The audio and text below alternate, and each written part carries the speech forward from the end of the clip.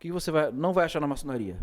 Riqueza, você não vai ficar rico, isso não vai te beneficiar de nenhuma forma. Vão me livrar quando eu fizer alguma coisa ilícita, alguma coisa, ou popularmente falando, né? Então, isso você não vai achar na maçonaria, você não vai achar pacto com o demônio, você não vai achar sacrifício, você não vai sair levitando, não vai sair espírito do chão, nada disso.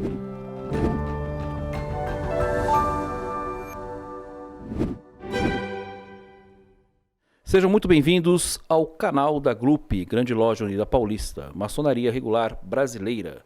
Liberdade, igualdade e fraternidade são os princípios da nossa ordem maçônica. Agradecer aqui a todos que participaram, aos irmãos, aos que não fazem parte da ordem, né, no momento, mas são colaboradores, são amigos. Muito obrigado pelo carinho. Agradeço também em nome do nosso sapientíssimo grão-mestre Paulo Rafael, que hoje não pôde estar presente, mas será também um podcast muito interessante, até continuando um pouco do assunto, né, dos assuntos que foram abordados na nossa última reunião. Tá? E hoje eu tenho aqui o prazer de receber um convidado muito especial, o Caio, que é um colaborador, né, já vem acompanhando o nosso trabalho há muito tempo. Ele não é maçom, ele não faz parte da ordem, mas nas conversas aqui, nos contatos aqui com a nossa potência, com as nossas lojas, nós resolvemos marcar esse dia para que ele pudesse participar desse podcast e trazer as perguntas, né? Então nós só autorizamos, digamos assim, se ele viesse com bastante perguntas, que ele conversasse com a família, que ele talvez aqui, eu acho que não talvez, com certeza ele vai representá-los hoje, aqueles que não são maçons, mas admiram ali a filosofia maçônica. Então ele vai trazer bastante perguntas, vai me questionar muito, eu espero. Estou preparado para isso, né? Nosso sapientíssimo grão-mestre não está aqui presente, então vai ficar comigo mesmo essa responsabilidade, tá? E eu peço a vocês que prestem bastante atenção. Se tiverem dúvidas também, podem mandar aqui, nós vamos deixar os links nas descrições, tá? Até aproveitando esse assunto, o nosso canal não terá o acesso ali total aos comentários, tá? Devido realmente aí a pessoas desqualificadas, pessoas que realmente não levam a sério a nossa sociedade, a nossa filosofia. Então nós estamos aqui para perder tempo e nem para brincar. Maçonaria é coisa séria. E o objetivo do nosso podcast, né? Até foi sugerido um nome muito bom aqui por um irmão nosso, que a gente vai até implementar. Se você ver aí na descrição, quer dizer que foi aceito quando o vídeo aí for pro ar, tá? Então a nossa intenção é desmistificar a maçonaria, tratar a maçonaria sem complicações, né? Acho que já chegou num ponto que já não cabe mais esse misticismo, esse folclore, como posso dizer, essa áurea de Código da Vinci, de filme lá do Dan Brown. É bacana, mas não é a realidade, perfeito? Então, estamos aqui com o Caio, podemos chamar de um amigo nosso, um colaborador. Sim, seja bem-vindo, claro. Caio, vou pedir que você se apresente um pouco, fale aí do que trouxe você até aqui, fica à vontade, seja muito bem-vindo. Obrigado, Cristiano. Eu sou o Caio, né, eu sigo aqui a GLUP há um tempo, e com base em tudo que eu via, né, tanto da sociedade, esses mitos que vinham a mim, né, que nunca frequentou. Então, assim, eu via alguns filmes que falavam sobre maçonaria, mas era aquela questão muito escura, gente com capuz, sim, né, e tudo mais. Eu vou ter umas perguntas legais aqui. Bacana. Mas tem essa questão de que nunca, eu acho que representam exatamente o que é a maçonaria. E fica esse segredo em volta, cobrindo o que talvez tenha de verdade, que nem é tudo aquilo que o pessoal imagina, né? Sim, sim. Então, que bom. Obrigado por você ter me convidado aqui. E vou fazer uma perguntinha que eu acho que ela é a primeira de todas. Fica à vontade. Para nós é um prazer você estar presente, tá? Obrigado. E pelo carinho também que você vem demonstrando seus comentários, também seguindo nossas páginas sociais, já conheceu alguns dos nossos trabalhos. Sim. Então, para nós é um motivo de muita alegria. Imagina. Fique à vontade, pergunte tudo, não saia daqui com dúvidas. Esse é o objetivo. Então, vamos lá. A primeira é maçonaria. A maçonaria é uma religião? Ela tem algum... Ela é cheia de símbolos e tudo mais. Sim. Mas ela é uma religião à parte de qualquer outra? Perfeito. É uma boa pergunta, tá? A maioria das perguntas que nós temos, as mais usuais são essas, né? As mais perguntadas, digamos assim. Maçonaria não é religião, é uma filosofia de vida, tá? Tanto que na nossa ordem nós temos maçons de diversas religiões. Toda religião que você imaginar, evangélico, budista, apesar que o budismo também é uma filosofia de vida, né? Se confunde muito essa questão de religião. Judeu, enfim, nós temos maçons de diversas religiões. Dentro da maçonaria, na verdade, é proibido falar de religião e de política. Por quê? É uma fraternidade. Então as reuniões maçônicas, elas servem para passar a filosofia maçônica. Então a filosofia é algo que você pratica, no caso da maçonaria, para melhorar como pessoa. Certo. Então é um processo de melhoria contínua. Então não envolve religião, não falamos de religião. Na verdade, a maioria dos membros não se preocupa em saber qual é a religião do outro irmão. Lembrando, porque eu falo tanto irmão, né, para quem não é maçom, é uma irmandade. Uma irmandade, uma fraternidade, então nós nos chamamos de irmãos. Então, dentro das reuniões maçônicas, praticando essa fraternidade, nós não falamos de religião. Então, quem utiliza, né, desse jargão, afirma que a maçonaria é uma religião ecumênica, que abrange todas, eu acho isso muito difícil. Porque é difícil, e acho que todos vão entender agora, sem melindre, que é difícil você colocar debaixo do mesmo teto um pai de santo e um pastor evangélico.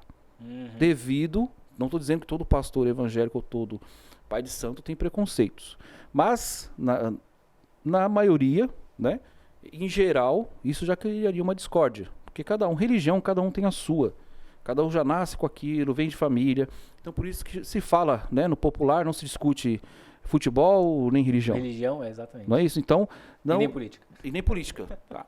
Então não tem como você colocar pessoas ou líderes religiosos debaixo do mesmo teto numa reunião fraternal falando de religião. Ia chegar uma hora que cada um ia ter seu ponto de vista, tá? E muitos chamam a maçonaria também de seita. Era a minha próxima pergunta. Para ser seita, até onde eu sei, você tem que ter aquele objetivo de ser reconhecido como religião. Então toda seita, na verdade, ela quer ser reconhecida como religião. Inclusive existem muitas denominações evangélicas que outras denominações evangélicas chamam de seita. Tá? Eu falo isso com propriedade, já fiz teologia, já participei de diversas religiões também, eu entendo como isso funciona, tá? Então já participei também de igreja evangélica, enfim, mas isso é uma outra história para um outro dia. Então, aquela que não é considerada religião é chamada de seita. Então, para você ser considerado seita, você tem que ter esse objetivo de ser religião. E a maçonaria vai totalmente ao contrário, ela é uma filosofia, sempre foi uma filosofia e sempre será uma filosofia. Filosofia de vida, né? Filosofia de vida, de melhoria contínua. Legal. Eu vou matar uma das últimas perguntas que eu tenho aqui, deixa eu puxar aqui. Fica à vontade. Que tá lá no meio, na verdade. Então, assim, já que não é uma religião, deixa eu matar essa que existe um Deus maçom? Na verdade... Algum líder, não sei, tipo igual o budismo, né? O budismo tem Buda, que ele foi um líder, ele pregou muita coisa boa e acabou se tornando uma filosofia de vida também que não deixa de ser uma religião também. Sim. É que no caso, essa pergunta ela é um pouco, a resposta dela pode parecer um pouco confusa, porque daí nós temos que adentrar aquilo que eu falei da questão do conceito da religião. Muitas pessoas confundem, ou às vezes não sabem o conceito de uma religião. Religião é religare, são caminhos até o Criador. Ponto. É por isso que cada um tem uma religião diferente. Por isso que no mundo existem milhares de religiões. E eu não posso dizer, eu tenho a minha religião, com certeza você tem a sua. E eu não posso dizer que a minha é certa, que a sua é errada, ou vice-versa, tá? São caminhos para chegar ao Criador.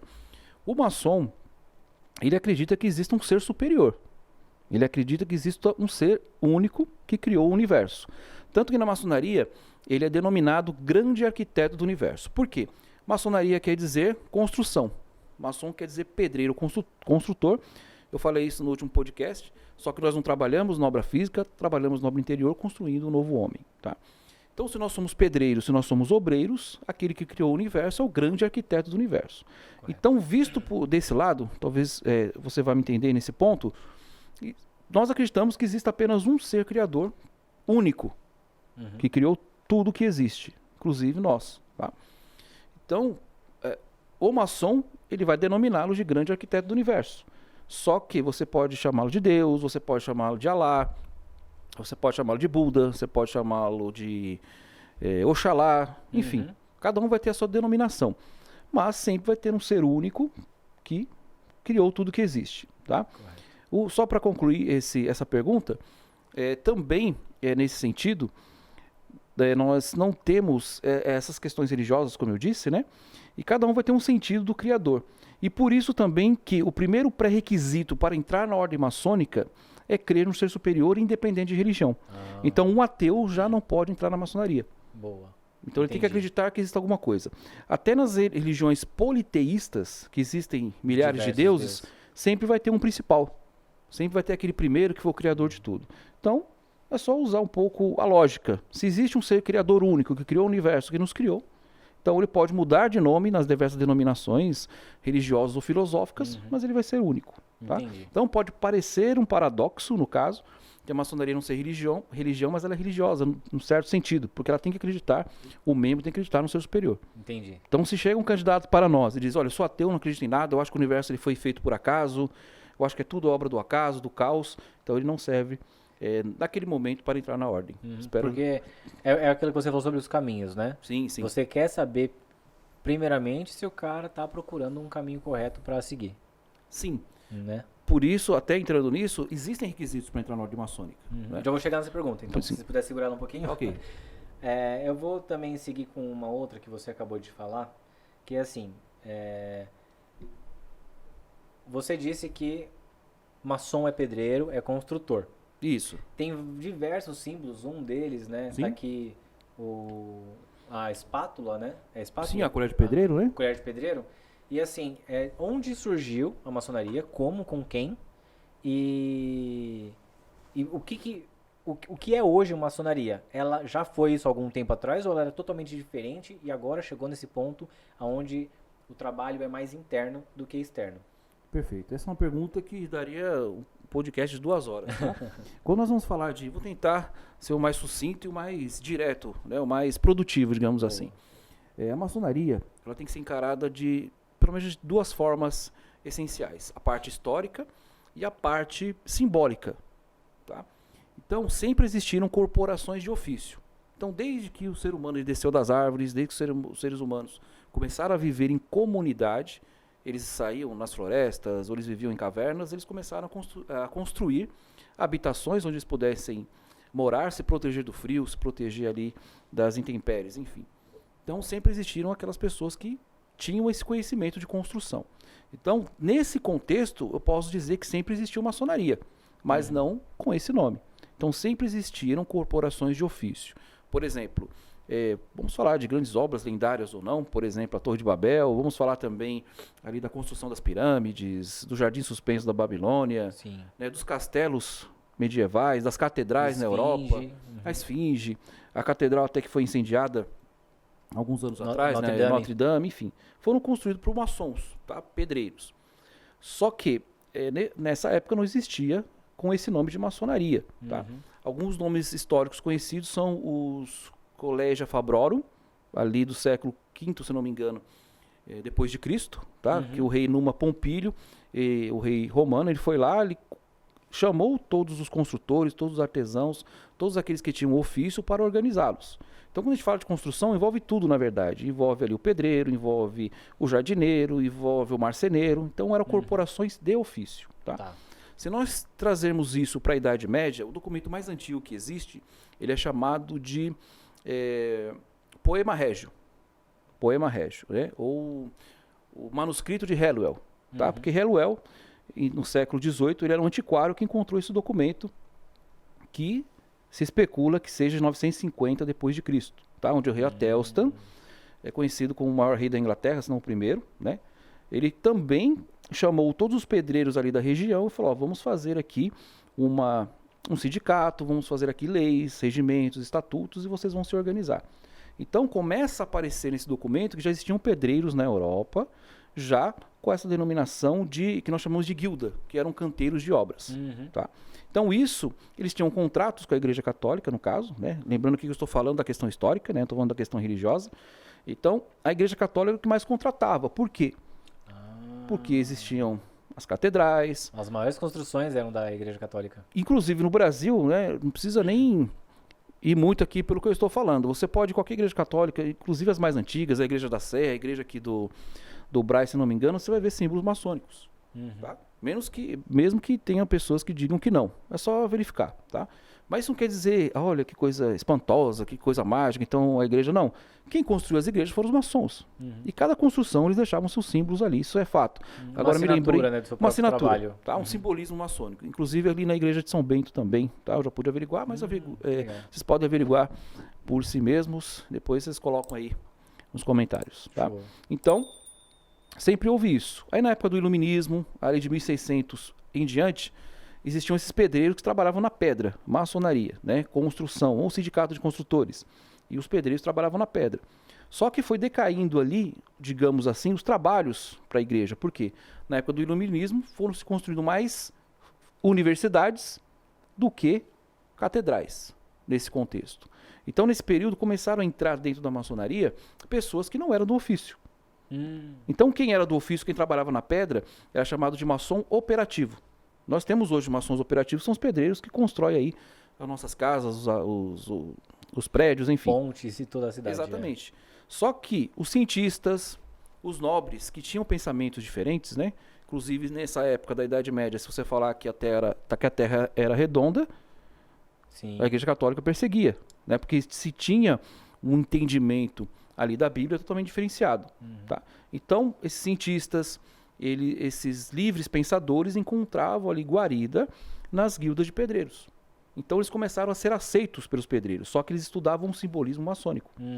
E esse simbolismo, ele vem de tradições. Então, os antigos pedreiros, os operativos, eles sempre afirmavam ser descendentes dos construtores do templo do rei Salomão.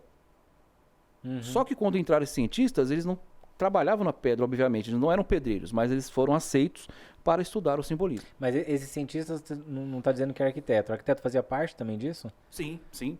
Existia arquiteto que era o maçom operativo, inclusive se eu não me engano agora, o John Rain, tá? Na época do incêndio de Londres, em 1688, ele era um grande mestre da maçonaria operativa, tá? E ele entrava também. Todo mundo que tinha essa profissão, ou de arquiteto, ou de construtor, ou de mestre de obras, era maçom.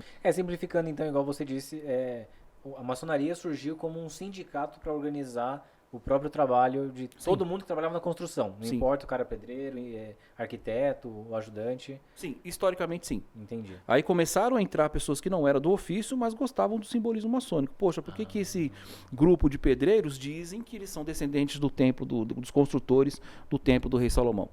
Aí começou a ter a maçonaria especulativa, que somos nós hoje em dia. Nós estudamos o simbolismo da construção, mas nós não somos pedreiros de fato, né? Claro, existem maçons que são operativos e têm essa profissão de construtores, são maçons especulativos, ou seja, aquele maçom que estuda, aquele maçom que se aprofunda nos ensinamentos maçônicos. Essa é a parte histórica. Se a gente for para a parte lendária, dependendo dos nossos antigos irmãos, da Constituição de Anderson, que foi feita na Inglaterra, e os manuscritos maçônicos, existem lendas e mais lendas. Entendi. Então, a lenda que diz que a maçonaria foi criada no Jardim do Éden, que Adão era maçom, que os personagens bíblicos eram maçons. Tá? Isso desmistifica também, até só concluir essa parte, dentro de uma loja maçônica, de uma reunião maçônica, sempre tem que existir um livro da lei sagrada.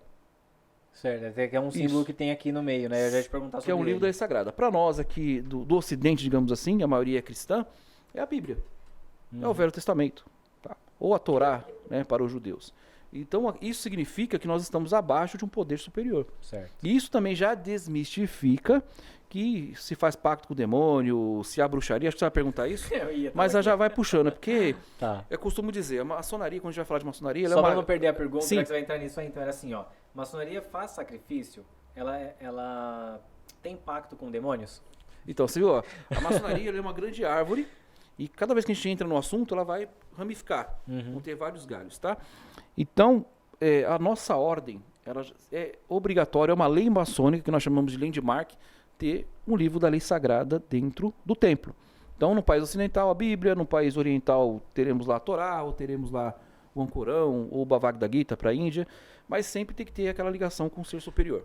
Então não é um livro maçônico. Não. É um livro, digamos assim, que nem você acabou de dizer, cada continente ou cada país ali tem uma religião principal e o livro dessa religião serve como base, digamos assim, da isso, religião. basicamente, tá? Basicamente. Depois que o cientista começa a entender melhor, tá? Mas basicamente é isso. Isso também já desmistifica que haja alguma coisa de culto ao demônio. Eu acho que eu falei isso também no podcast passado.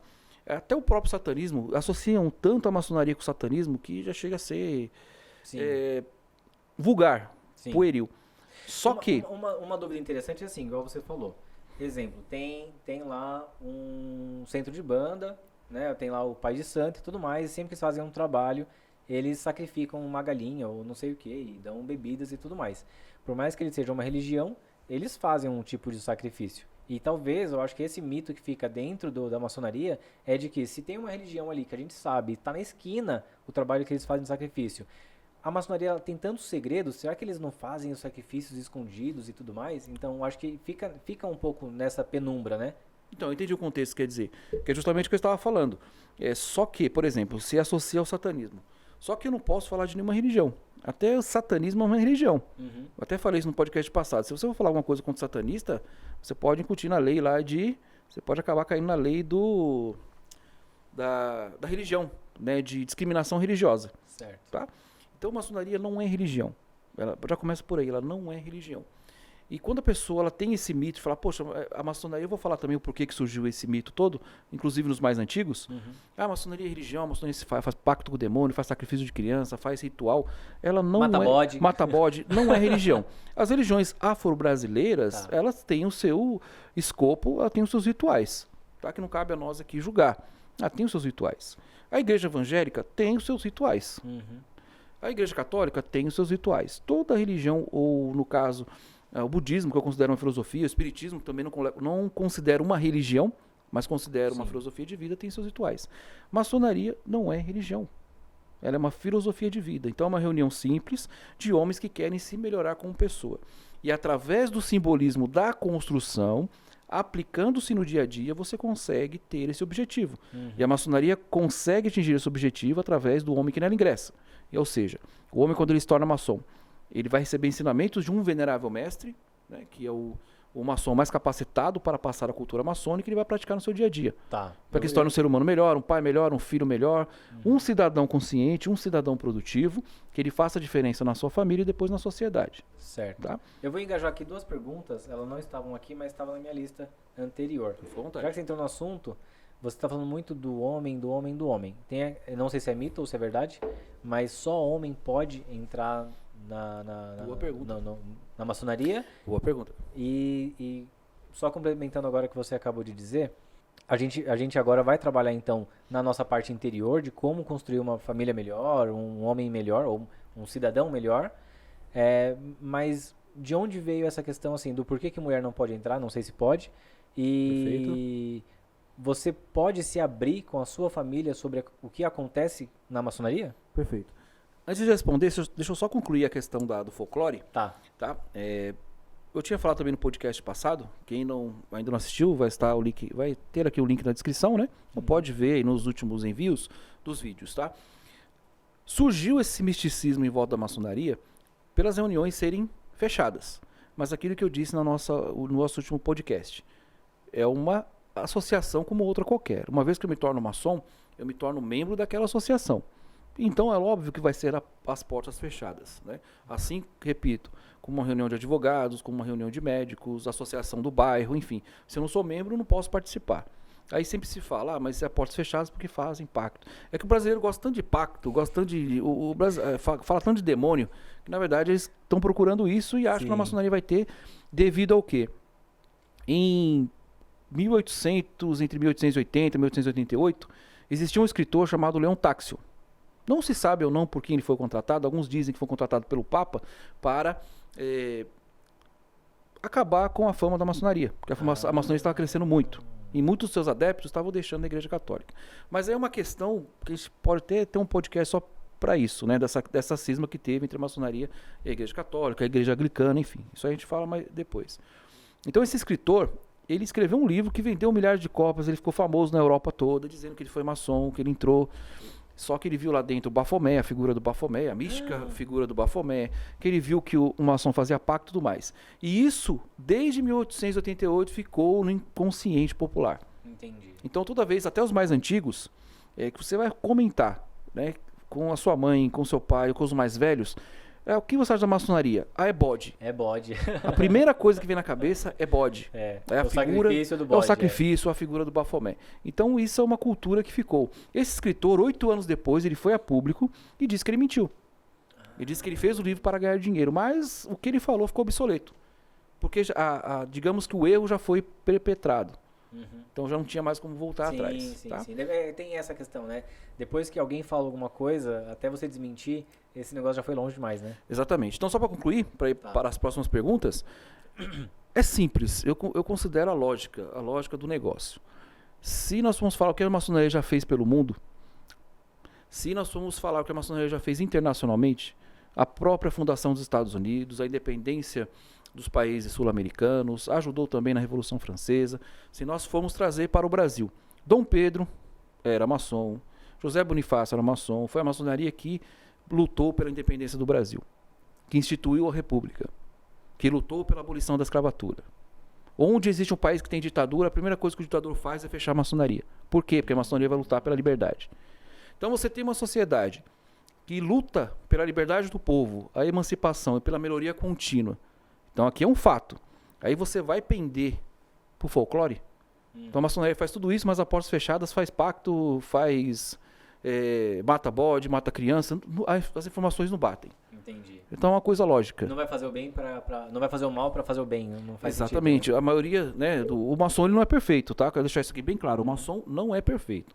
A diferença de um maçom para quem não é maçom é que o maçom, a consciência dele é muito forte. Então ele tem também o simbolismo para se melhorar, como nós estamos tanto falando aqui.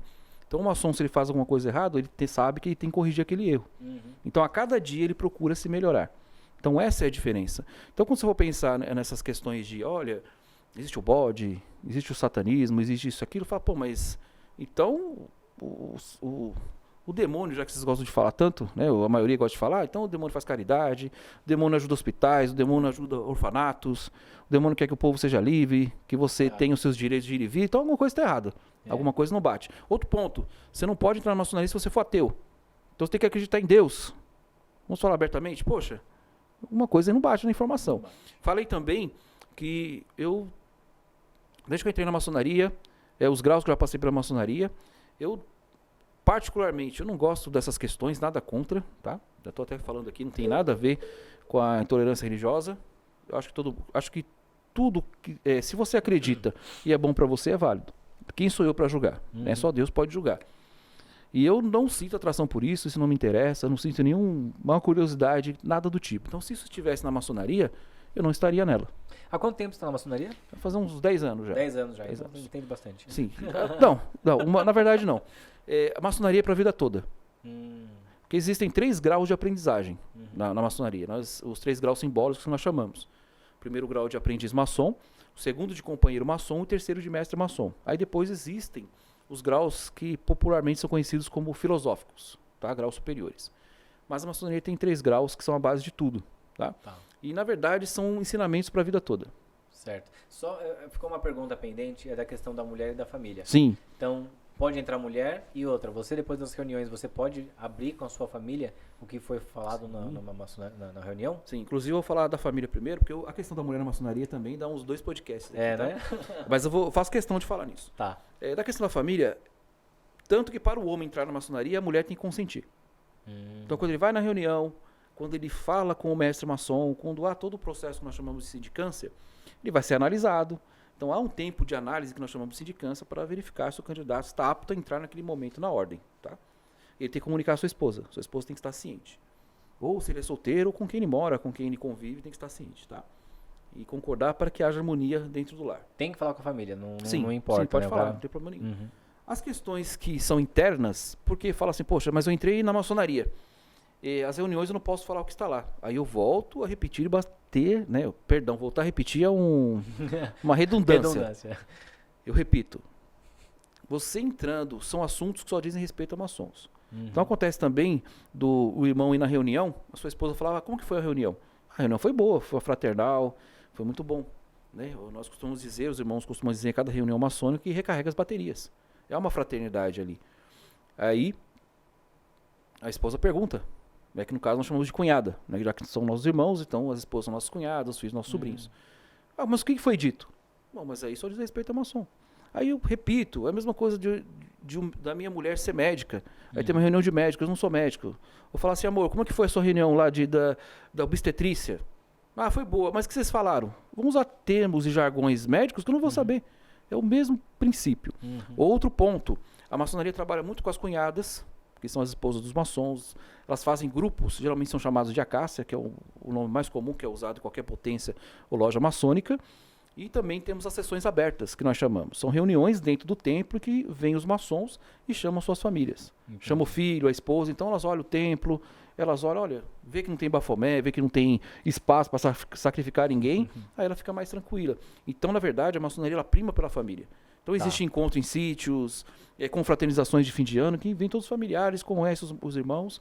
Então, na verdade, o maçom prima pela família. É família, maçonaria, claro, o grande arquiteto do universo, digamos assim, Deus, o grande arquiteto do universo, família e maçonaria. Entendi. E depois trabalho. Na verdade, Porque a maçonaria não é um trabalho, é? digamos, simbolicamente sim, porque eu sou pedreiro.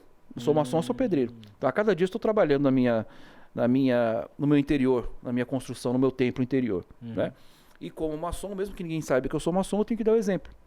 Então eu não posso me envolver em corrupção, não posso me envolver em nada que seja ilícito. Mas eu represento a ordem. Mas cada um tem a sua profissão. Sim, isso que eu quis Todo dizer, trabalho que é feito, que nem o trabalho que eu estou fazendo agora, é voluntário.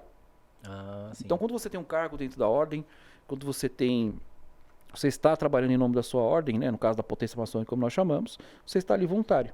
Então não é um emprego dito. Eu tenho meu emprego, né, que é de consultoria, mas eu reservo os tempos também para me dedicar à ordem. Não só devido ao cargo que eu tenho. E da questão da mulher... vamos lá, não esqueci dessa.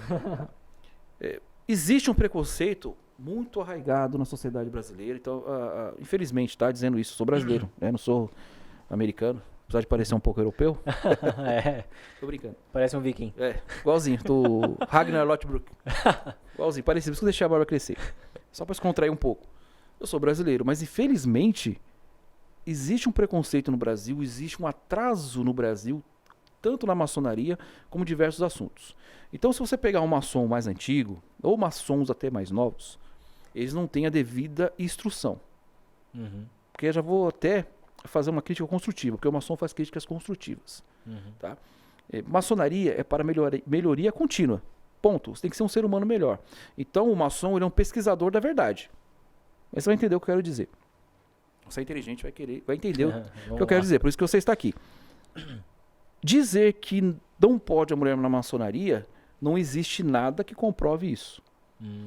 Meus irmãos, não falando ritualisticamente, que é outro assunto. Tá? Mas historicamente não há nada que proíba a mulher na maçonaria. Não tem um livro dizendo, não tem regras da maçonaria dizendo assim, mulher não entra. Existem sim, existem landmarks. São chamadas leis maçônicas. Só que landmarks, o que quer dizer a palavra landmark? São marcos de terra, são limites. São os limites que eu tenho como maçom. Então até, meus irmãos, até atento para isso, nossos irmãos grupianos, nossos irmãos de outras potências, existem landmarks, que são orientações maçônicas, são limites que eu tenho que ter dentro da maçonaria. Certo. Não são lawmarks, não são leis maçônicas, são direcionamentos. Então existe sim, se não me engano é o landmark 17, que não pode entrar, na época que foi escrito, ou na época que foi coletado, não poderia entrar um escravo, não poderia entrar uma pessoa mutilada, né, no caso, que tivesse algum defeito físico, não poderia entrar uma mulher. Só que isso é de um conjunto de 25 landmarks, que foi coletado por Albert Mackay. Só que existem outros landmarks que foram coletados pelo Albert Pike, tem outros pelo Fidel, então tem mais de 150 landmarks. Cada potência maçônica, cada loja maçônica vai utilizar aqueles que mais se aproximam da sua realidade. Por quê? Esse já proíbe a mulher na maçonaria, mas existem outros landmarks que não falam disso. Se nós falarmos daqueles manuscritos que eu comentei aqui, existiam sim, por exemplo, o manuscrito de York, que fala que o maçom, quando entrava, ele prestava obediência ou ao venerável mestre ou à dama. Mas você não pode... Dama. Exatamente. Que dama. Então se cria aí já um discurso. Naquele poema de Hallowell, ou o poema Régio que eu contei, que eu falei aqui, do rei Atelstan, existe também uma parte lá em inglês arcaico que se diz, eu quero que o rei diz aos maçons, eu quero que todos vocês se amem e se unam como irmãos e irmãs. Tá. Aí já tem alguma diferença histórica. Eu tenho uma dúvida que é a seguinte, então, se essas leis foram colhidas há muito tempo atrás, que você falou, não pode escravo, cara, nem existe mais escravo, direcionamentos. Nem existe mais escravo, não existe um maçom central ou um lugar centralizado como o catolicismo tem o Papa. Então não tem alguém que possa atualizar essas informações ou essas leis ou regras? No caso do escravo, é que o escravo, essa questão do escravo, ele pode ser simbólico. Tá? Eu não posso me aprofundar muito, ela pode ser simbólico. Tá. Tá? No caso, essa colocação que você fez, a pergunta, é ótima. Tá? No caso da mulher, então existem direcionamentos, os landmarks eles não podem ser alterados. Jamais. Eles são imutáveis. Né? Não cabe a nós direcionamentos maçônicos de mais de 200 anos nós mudarmos. Então não pode, isso é contra as regras. Eu concordo com o maçom. É isso que comprova a sua regularidade como maçom. Tá? Mas, mesmo em cima disso, em 1870, Marie de Erasmus, na França, uma grande ativista feminina, ela lutou para que as mulheres pudessem participar das lojas maçônicas. Então, se eu não me engano, se a Grande Loja da França, o Grande Oriente da França, aceitou isso. Então começaram a ter as primeiras lojas mistas, homens e mulheres. Ah, Tá? que legal. Isso quando? 70 aí? 1870, se não me Ah, engano. 870. 1870, Nossa, tá? tem muitos anos. Só que antes disso, existe uma personagem chamada Elizabeth Hedder, que estava acontecendo uma reunião maçônica, geralmente não tinham templos como tem hoje, tá? As reuniões eram feitas nas casas, né, dos membros. E a filha do venerável mestre, ela ficou dormindo na biblioteca, e a reunião acontecendo. Então, na verdade, quando ela acordou, ela ficou quietinha e viu a reunião toda. Aí o pai dela falou, minha filha viu, o que a gente vai fazer? Vai matar? Não existe isso aí também não, tá? Vai matar? Uma boa essa. O que eu acontece sei, se alguém se infiltrar lá? Eu sei até que você vai perguntar. Mas não existe. Ela falou, pô, mas aí, minha filha assistiu. Como a gente vai fazer? Iniciaram ela. É a primeira mulher conhecida no mundo a ser iniciada. Que interessante. Elizabeth Hedder. Tá? Então, antes da Marie de Erasmus já existia ela. Aí a Marie de Erasmus lutou por isso, se criou que o meu francês é perfeito, tá? Não lembro se não vou falar nem francês para não causar espanto. Vou falar aqui o português, que é o Direito Humano, tá? Que é uma loja mista francesa. Então começaram a ter as lojas e reuniões francesas. Só que antes disso, eu vou falar aqui minha opinião, tá? Minha opinião como pesquisador maçônico e não da ordem em geral. Agora, preste bastante atenção, meus irmãos, colaboradores e amigos, é a minha opinião. Na Inglaterra, você imagina uma coisa. Pululavam organizações masculinas. Clubes de cavaleiros e tudo mais.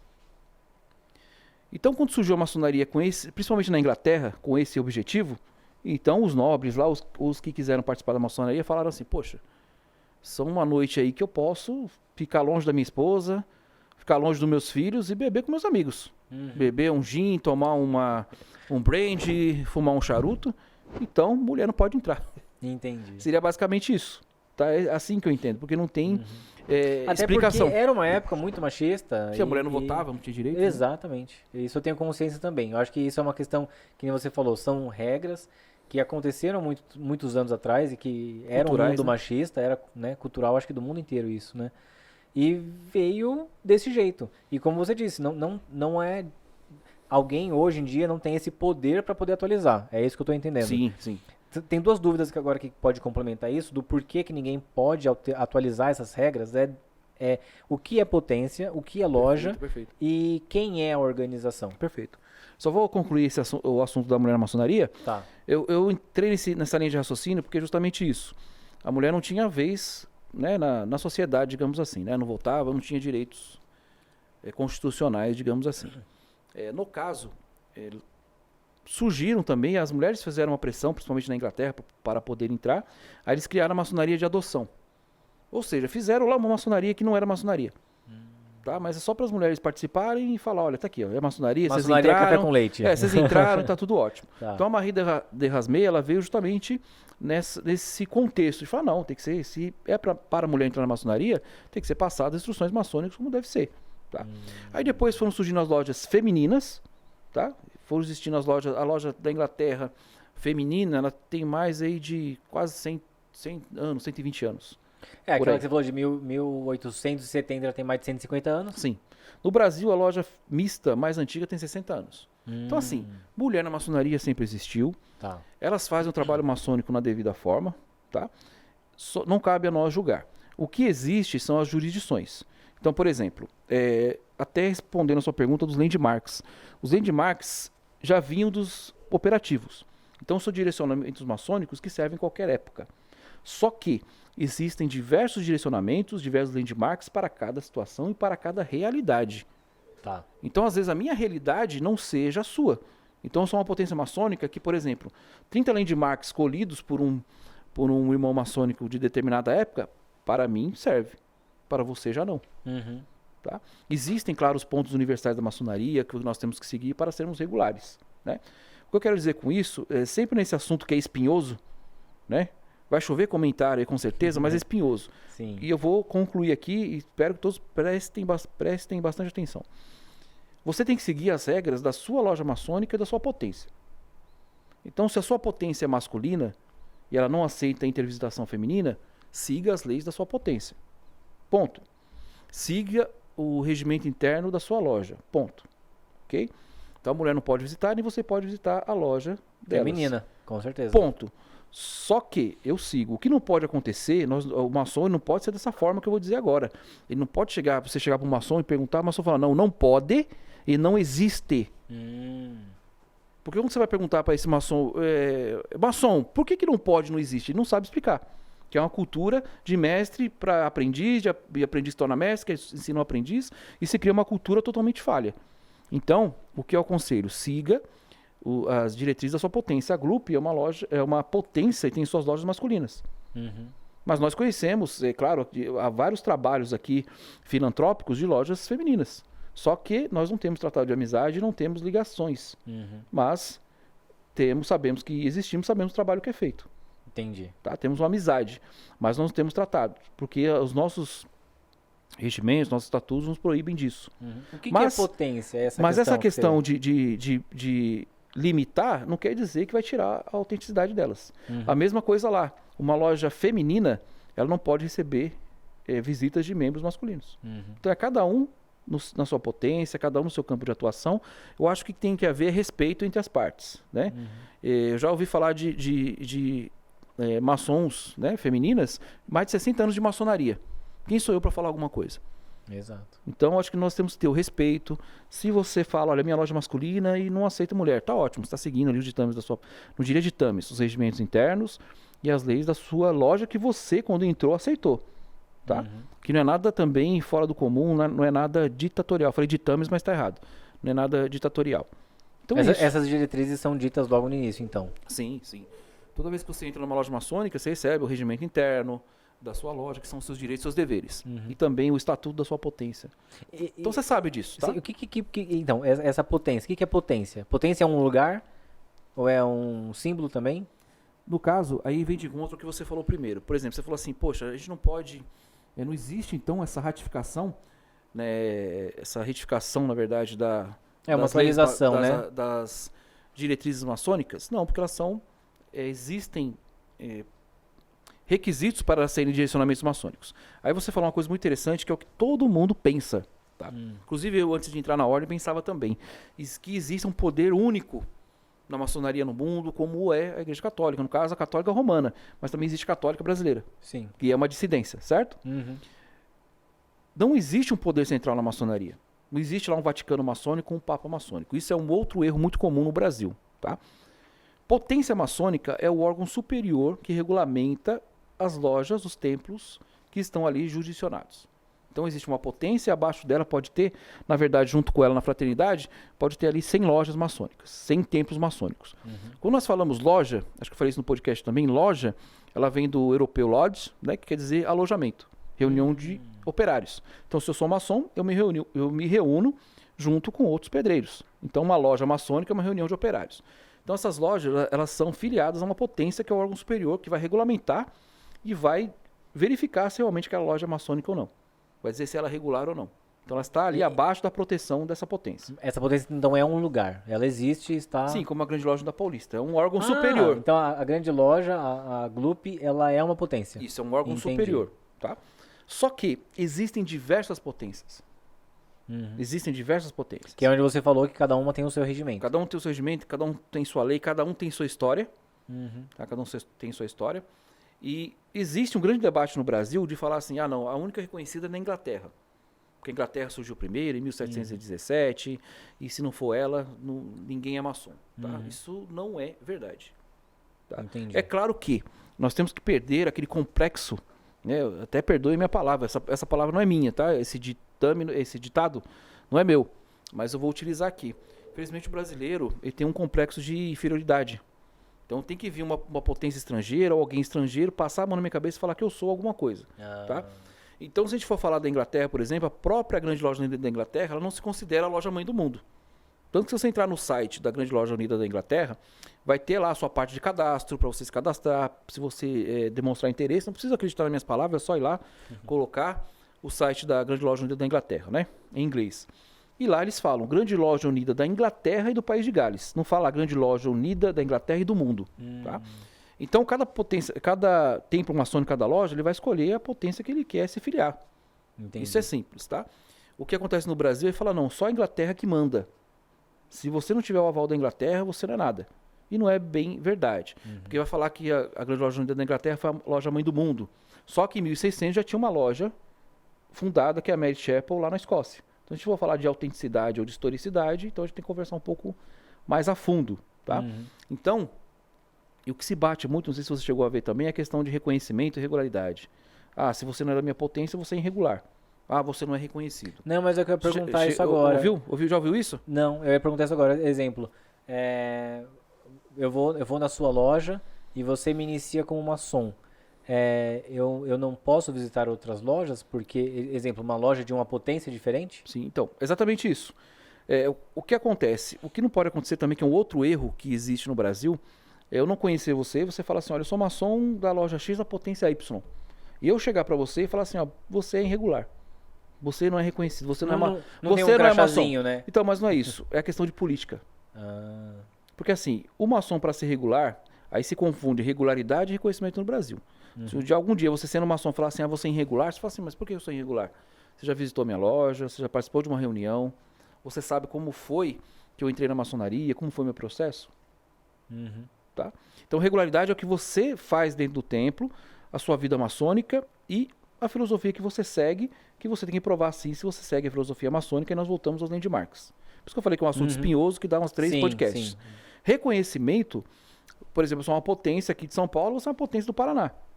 Só que eu sei que você é maçom, que você foi iniciado na devida forma, que você faz um trabalho maçônico, mas por algum motivo administrativo, nós não fizemos um tratado de amizade. Tem isso também. Tem isso também. Só que daí, por algum motivo nós não fizemos, eu não posso dizer pra você que você é irregular, que você não é reconhecido. Entendi. Só que se nós porque você já exerce, né? Se nós fizermos esse tratado, aí eu te reconheço, você me reconhece. Aí volta nessa questão que você falou da intervisitação que nós chamamos.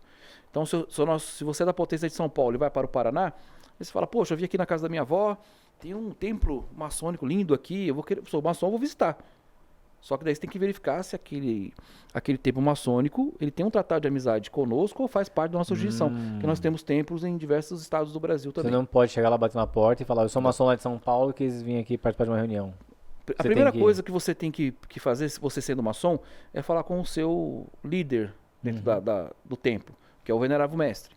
Então existe uma hierarquia que nós vamos trazer aqui nos próximos podcasts, que é o Venerável Mestre, tem o secretário. Eu tenho uma pergunta sobre essa já. Eu queria entrar numa que você falou, da questão que o brasileiro se desmerece muito, né? Ele se minimiza muito. E é uma pergunta muito comum, são duas em uma só. Quem pode se tornar maçom é rico? Quem se torna maçom fica rico? Ah, boa.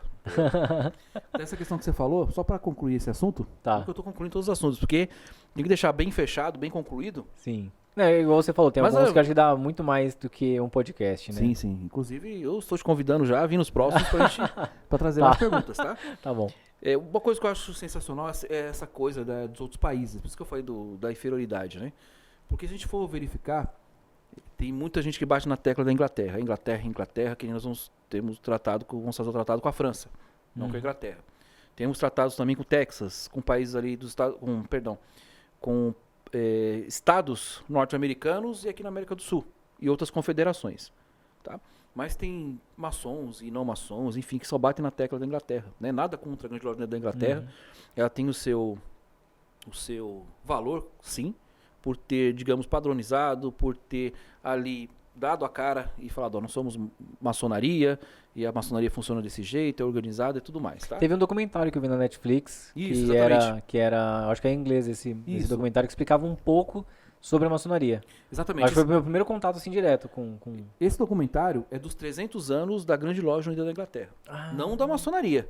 Uhum. Aí nós voltamos àquele assunto. Não, mas a maçonaria tem 300 anos. Não tem 300 anos. Desculpa. Tem muito Quem é mais maçom tem que pesquisar. Uhum. O que nós temos no Brasil hoje é muita falta de informação. de informação. E informação verdadeira, né? Falta, esse que é o muita difícil. falta é bom. Porque eu também pesquiso muita coisa, assim, Falta pra de querer saber, informação, e falta. só vem coisa que... Uma outra pergunta, pra não Fica à fugir um vontade. pouco dessa que eu ia fazer, mas quando você coloca maçom, ele vem um símbolo desse, do esquadro, compasso. do compasso, e no meio tem um símbolo Illuminati. Tem alguma coisa a ver, maçonaria, com O Illuminati? símbolo Illuminati que você fala, qual o símbolo? É o olho. Não, Com o olho que tudo vê. O olho que tudo vê. Tá, o olho que tudo vê não é um símbolo Illuminati, tá? Muitos falam disso, que é um símbolo Illuminati, enfim. Eu não posso entrar muito nesse simbolismo, que é uma instrução, tá? Tá. Não posso dizer que não tem nada a ver com os Illuminatis. Eu posso também dizer que Illuminati não existe, tá? Então, assim, muitos... Tem um alerta, tá? Você que utiliza muitas mídias sociais, lembra que eu falei que não existe convite pela internet? Também existe muito divulgado nas mídias sociais, seja Illuminati, se torne famoso, se torne rico e tudo mais. Isso é golpe. Os Illuminatis, eles eram um rito maçônico. Tá? Os Illuminatis originais, eles eram maçons. Só que eles foram extintos 10 anos depois da sua criação. Então se criou, na verdade, um mito em torno dos Illuminatis. Tá? Antes de eu entrar na maçonaria, eu pesquisava muito sobre Illuminati. Quase fiquei louco. Tá? Inclusive, se você for pesquisar... Mas confunde, não é? Porque Confunde, eu tava me confunde. confundindo quando Sabe por que pesquisava. confunde? Sabe por que confunde? Porque esses ditos Illuminatis, que na verdade são estelionatários, eles colocam imagens maçônicas. Ah. Então, geralmente, quando você... É o alerta, tá? De graça pra vocês. Quero ver o bem de todos. Eles colocam símbolos maçônicos. Então, você recebe nas suas redes sociais, aparece lá um mestre maçom e mais embaixo a sigla Illuminati, seja Illuminati. Só que com símbolos maçônicos. Então, por isso que se confunde. Falar de a maçonaria é Illuminati, a maçonaria eu fico rico. Exatamente isso. Não tem ligação nenhuma. Eles utilizam os símbolos maçônicos para arrecadar dinheiro pela internet, uma coisa fantástica. Tem gente que cai ainda nesse golpe. Conheci pessoas que deram 15 mil reais, 20 mil reais por telefone, uma transação. Enfim, cada um tem o seu procedimento. Dá mais um podcast sobre isso. Tá? A gente vai marcando aí. Então não tem nada a ver. Illuminati não existe. Uns falam que são as 13 famílias mais ricas, que os Illuminati querem dominar o mundo, que a maçonaria também criou o Covid, que cada maçom ele vai dominar o mundo. Isso é bobagem. Até um irmão uma vez dos Estados Unidos falou, como que nós vamos dominar o mundo se a gente não consegue decidir o que a gente vai servir ali depois da reunião? Você vai comprar... vai fazer churrasco, você vai fazer um jantar, não consegue nem se decidir sobre isso, vai se decidir dominar o mundo. Então, isso aí é balela, tá? Então, esses símbolos que você vê nessas campanhas não são Illuminatis. Tá? E cada símbolo vai ter uma explicação, mas vai fazer mais sentido quando você adentra a ordem. Certo, e só quem participa é rico e se eu entrar eu fico rico? Boa pergunta. Essa boa eu acho que é a mais comum de todas. Até hoje estou esperando ficar rico, tá? Tem uns que falam que ganham helicópteros, tem outros que falam que ganham uma mala cheia de dinheiro, enfim. Outro mito, tá? Existem os 3 requisitos principais, em se falando da Glup, tá? Lembrando que nenhum maçom fala em nome da maçonaria universal. Maçonaria universal. Ninguém é dono da maçonaria. Tá. Ninguém tem a patente da maçonaria. Chegar e falar aqui, ó, foi eu que criei a maçonaria. Ninguém Eu tem sou esse o Papa poder. Maçom, Não existe, tá? Tá bom. Existe, é claro, um meio de você conhecer o maçom, realmente ser a maçonaria, ser uma loja devidamente constituída, ser um maçom regular, reconhecido, etc, etc, etc. Mas ninguém é dono. Então, quando o maçom vai falar em nome da maçonaria, ele fala da regionalidade ali, da jurisdição dele. Então, vou falar em nome da grande loja Unida Paulista, que hoje estou no cargo Sereníssimo Grão-Mestre, tá? Estou num cargo. Sereníssimo Grão-Mestre. Grão-Mestre. Tá. Isso é a patente mais alta? É um cargo mais alto na legal. ordem, tá? É um cargo eletivo e tem é um mandato, tá? Pode ser de 5 anos, pode ser de 8. Então você não é Sereníssimo o resto da vida? Não, você é eleito, né? Aí você tem um legal, mandato, que acabando o seu legal. mandato, se você quisesse concorrer novamente, você concorre, assim como o Venerável Mestre também. Ele não é um grau, ele é um cargo dentro de uma loja maçônica, tá? Para ser o dirigente, né, dos trabalhos. Mas é passado depois. Então, entrar o próximo, ele entra com a equipe dele, é mais ou menos Você essa recebe base. para ser algum Não. cargo? Não recebe, é tudo voluntário. É voluntário, tem que ser voluntário. No caso de uma potência maçônica, por exemplo, você vai fazer uma viagem internacional, ou você precisa trazer algum irmão de fora, aí tem que ter um fundo de caixa na potência para poder manter os custos. Aí é chamado de ajuda de custo. Então, por exemplo... Mas ele é mensal ou é quando tem algum quando evento, tem o mais evento, excepcional? aí é solicitado, né, os valores para poder fazer isso. Uma outra dúvida que eu já vou adiantar então, já que estou aqui nesse meio. Sim. É tipo um dízimo? Todo mundo Não. que entra tem que pagar ali uma mensalidade? Ou não? Se Se falar essa palavra dízimo, falar religião, então. Não. É uma mensalidade. É uma mensalidade. Então, como um clube mesmo. É uma associação. Associação, A gente tá. não gosta de falar que é clube, porque próprios maçons confundem, alguns. Porque fala assim, olha, eu pago minha mensalidade, não preciso ir em reunião. É um compromisso que você tem. Então é uma filosofia de vida, mas é uma associação como outra qualquer. Eu sendo membro dessa associação, eu tenho o meu registro, tenho meus direitos e tenho meus deveres. Um dos meus deveres é contribuir para manter toda a estrutura. Então nós não temos ajuda externa. Então que manter os templos, manter as obras assistenciais, manter a ajuda aos orfanatos, as casas de idosos e tudo mais, somos nós, através das nossas contribuições. São mensalidades. Entendi. Então essas mensalidades são Você recolhidas. não pode falar o valor dela. Porque é variável. Ah, tá. Cada potência ou cada loja? Não, cada loja vai ter o seu valor, digamos assim. Porque os valores são concluídos conforme os gastos do templo. Ah, sim. Então, se você tiver um templo enorme, os gastos vão ser maiores. Então, a tesouraria vai calcular em cima daqueles valores. Então, o valor pode ser um pouco maior. Agora, se o templo é menor, os gastos são menores, vai calcular em cima daquilo. Entendi. Então, no caso, por exemplo, se nós precisamos viajar em alguma coisa, nós estamos a trabalho da potência. Né? Então, a potência vai custear porque eu estou a serviço dela. Seria mais ou menos nesse âmbito. Tá. Ah, você não falou ainda da última pergunta? Qual foi? Rico. Vou ficar rico? Não. Então, exatamente. Eu ia falar para você, que pode ser falado abertamente, nós falamos para quem se candidata, a maçonaria tem diversos requisitos para entrar. Tem análises muito aprofundadas do perfil do candidato, digamos assim. Mas as 3 principais são: a primeira, logo de cara, é crer num ser superior, como eu disse, independente de religião. Maçonaria não é religião, mas é necessária essa crença no ser superior. O segundo é ter um ofício, ter um trabalho que garanta seu sustento da sua família. O terceiro não é ter problemas criminais nem problemas com a justiça. Tá? Há casos e casos, mas esse é um requisito. Então o maçom não precisa ser rico, ele tem que ser trabalhador. Ele tem que ter suas responsabilidades na sociedade, cuidar da sua família, proteger a sua família e cumprir ali com seus deveres. É isso. Esse folclore também vem porque, às vezes, entra dentro da ordem um maçom que é dono de uma cadeia de supermercado e entra um maçom que ele é, claro, não estou rebaixando, mas existe um maçom que é encanador. Não está denegrindo ninguém. Exatamente, os dois lá dentro são iguais. Uma pergunta interessante, já que você falou nisso, Sim. Em questão de profissão, não é igual um BNDES, ou aquele negócio, aquele grupo de empresários que eu não posso ter o mesmo ramo dentro da mesma loja? Não. A minha profissão não importa para quem está lá dentro. Não, na verdade não. O outro folclore que tem é de se dizer, olha, é um network, é o clube de negócios. Isso, eu sempre ouvi dizer isso. Na verdade, o objetivo da maçonaria é o quê? É o crescimento interior. Eu tenho que ser um ser humano melhor. Eu tenho que fazer a diferença na sociedade, certo? Perfeito. Só que eu convivo com maçons de diversas áreas, diversos campos de atuação.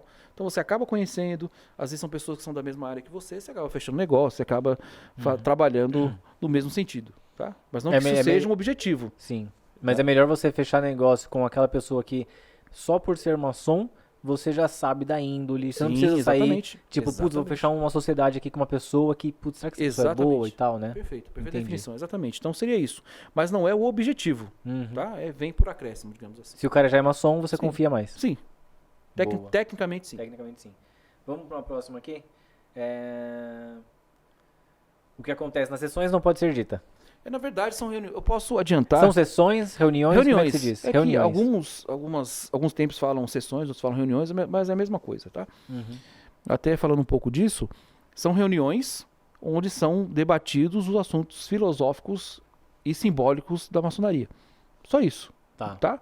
Não é que nem o sobrenatural, quem gosta de sobrenatural, gosto bastante, ainda não acabei as temporadas ainda. É legal. Mas não tem pentáculo no chão, pólvora, você não vai chamar nenhum demônio, isso é bobagem, esquece. Se você quiser entrar por causa disso, eu já vou... Não tem ninguém de capuz, não tem uma iluminação ruim, só velas, né? Tem não, capuz, ou alguém que vai te seguir de carro de capuz, que nem o Código da Vinci, pode esquecer.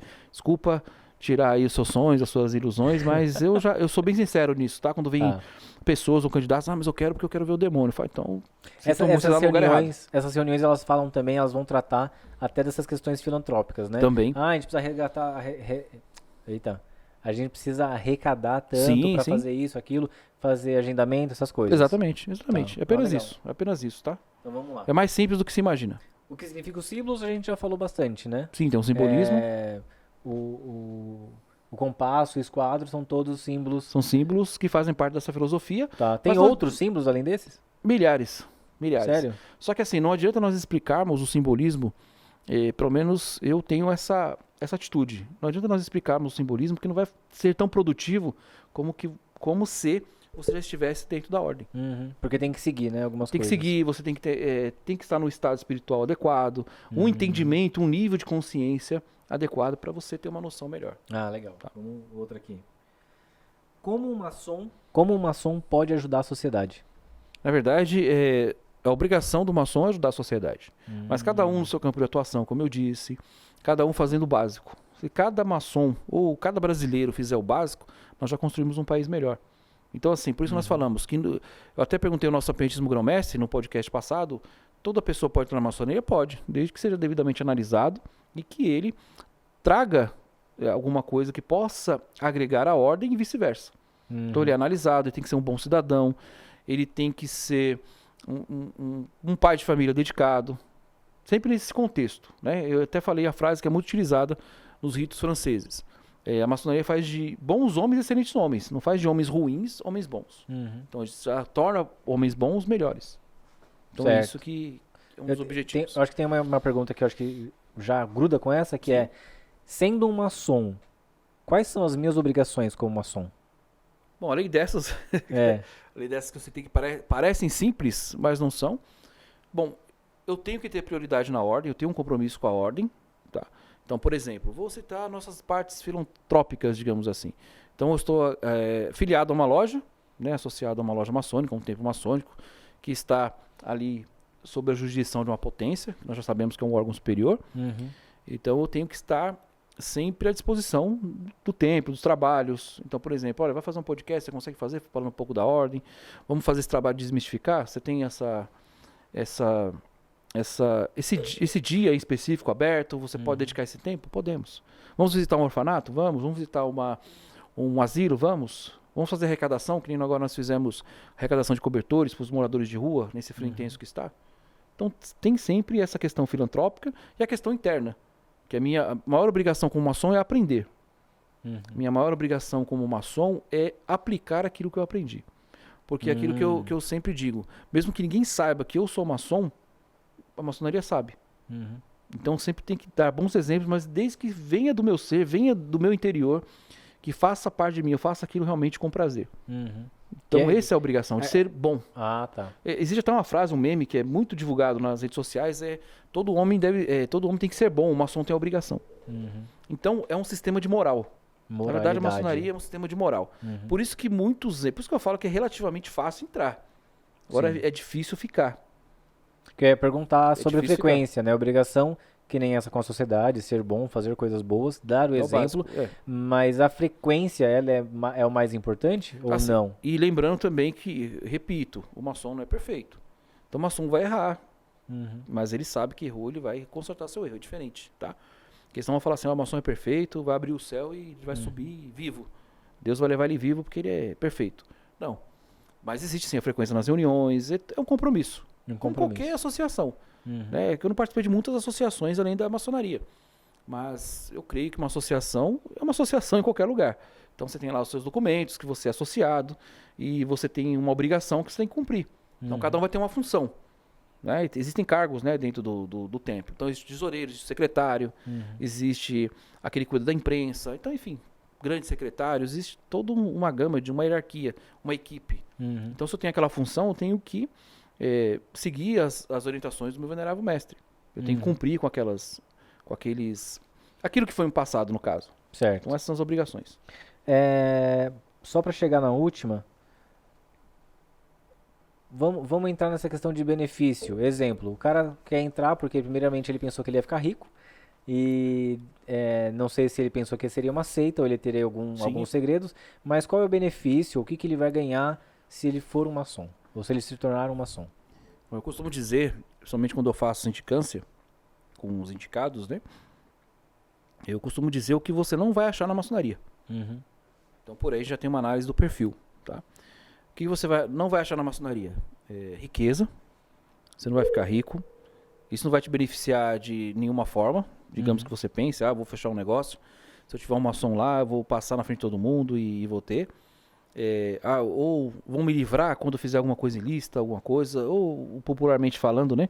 Eu vou ficar rico, vou ficar milionário, minha vida agora vai mudar. Então, isso você não vai achar na maçonaria, você não vai achar pacto com o demônio, você não vai achar sacrifício, você não vai sair levitando, não vai sair espírito do chão, nada disso. Quando você entra, eu considero um chamado. Porque a partir do momento que você chega naquela ocasião da vida, que você fala, poxa, eu me sinto vazio. Eu tenho minha religião, mas eu sinto que falta algo que eu possa fazer na sociedade. Porque a religião é bom. Eu tenho minha religião, todos nós temos. Mas são caminhos. Mas às vezes elas se barram em algum determinado momento. Alguma determinada ocasião da sociedade. Então quando você pratica uma filosofia, você fica mais livre. Porque você pode ter sua religião e praticar a filosofia. Uma coisa não combate a outra, né? Uma coisa não entra em conflito com a outra. Então quando você sente aqui dentro de você, fala, poxa, eu não sou ruim, né? Mas eu quero me melhorar. Eu quero ser uma pessoa boa. Eu quero ser uma pessoa melhor. Eu quero ter uma missão.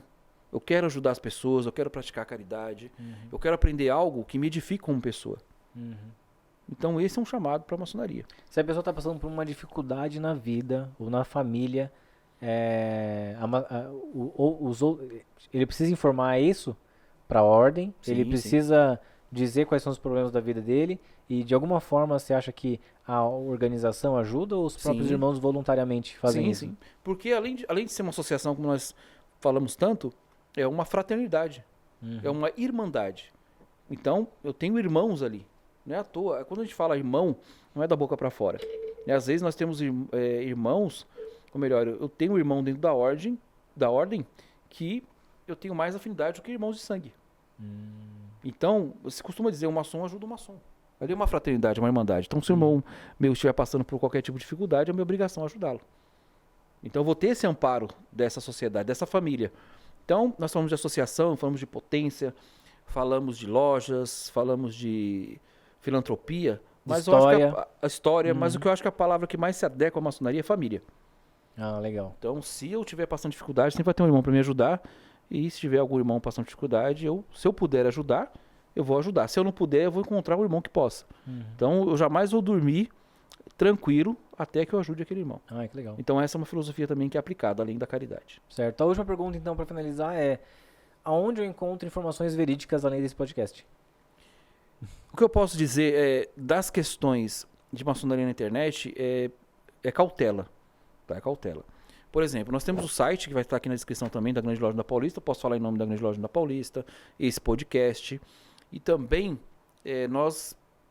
pesquisar. Tá? Eu poderia passar aqui, nós podemos colocar também na descrição livros que as pessoas que não são maçons podem ler.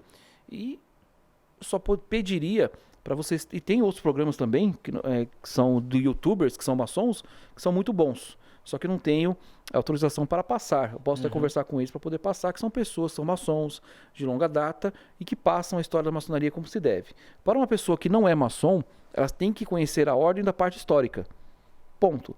E peço que todos tenham cautela, porque existe muita bobagem na internet. E muitas pessoas querendo ganhar dinheiro com a maçonaria. Mas ganhar dinheiro como?